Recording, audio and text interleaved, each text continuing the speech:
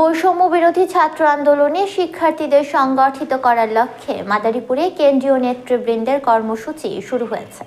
শনিবার সকালে জেলার শিবচর উপজেলার উপজেলা পরিষদ অডিটোরিয়ামে উপজেলার বৈষম্য বিরোধী আন্দোলনের শিক্ষার্থীদের সাথে মতবিনিময় করেন বৈষম্য বিরোধী ছাত্র আন্দোলনের কেন্দ্রীয় কমিটির নির্বাহী সদস্য মেহরাব সিফাত সহ কেন্দ্রীয় নেতৃবৃন্দরা। মতবিনিময় সভায় স্থানীয় শিক্ষার্থীদের বিভিন্ন কথা শুনে সাংগঠনিক কার্যক্রমের গতি বাড়াতে বিভিন্ন দিক নির্দেশনা দেন কেন্দ্রীয় নেতৃবৃন্দ।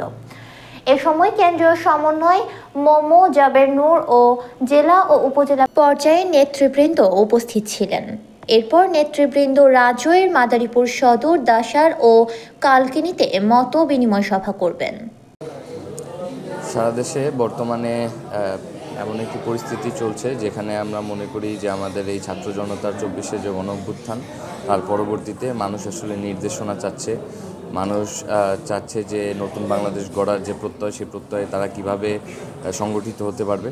তো সেই জায়গা থেকে বৈষম্যবিরোধী ছাত্র আন্দোলন এই দায়িত্ব নিজেরা গ্রহণ করেছে যে তারা সারা দেশের উপজেলা পর্যায়ে গিয়ে এই আন্দোলনের স্পিরিটকে পুনরুজ্জীবিত করবে এবং এই আন্দোলনের পরবর্তী ধাপ কী হতে পারে, কীভাবে আমরা এই আন্দোলনকে সামনে জারি রাখতে পারি এবং নতুন বাংলাদেশ আমাদের পরবর্তী প্রজন্মকে উপহার দিতে পারি।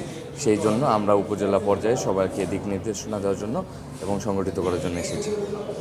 তারই এক পর্যায়ে আমরা মাদারীপুর জেলার যে ৫টি উপজেলা, আমরা জানি যে ৫টি উপজেলায় আওয়ামী ছাত্রলীগের যে আমরা বলি আওয়ামী জাহেলিয়াতের সময়, সেই সময় যে আখড়া ছিল, যে আখড়ায় আমরা দেখেছি যে খুন, গুম, হত্যা, নির্যাতন এবং মানুষকে নিষ্পেষণ করা হয়েছে, সেটি যেন আর সামনে না হয়, প্রলম্বিত না হয়, সেই জন্য এখানে বৈষম্যবিরোধী ছাত্র আন্দোলনের নেতাকর্মী যারা আছে তারা একটি নতুন সংস্কৃতি যেন সৃষ্টি করতে পারে এবং সেটি আসলে জনবান্ধব হয় এবং মানুষের প্রতিনিধিত্ব করতে পারে। সেই জন্য তাদেরকে আমরা এখানে একত্রিত করতে এসেছি।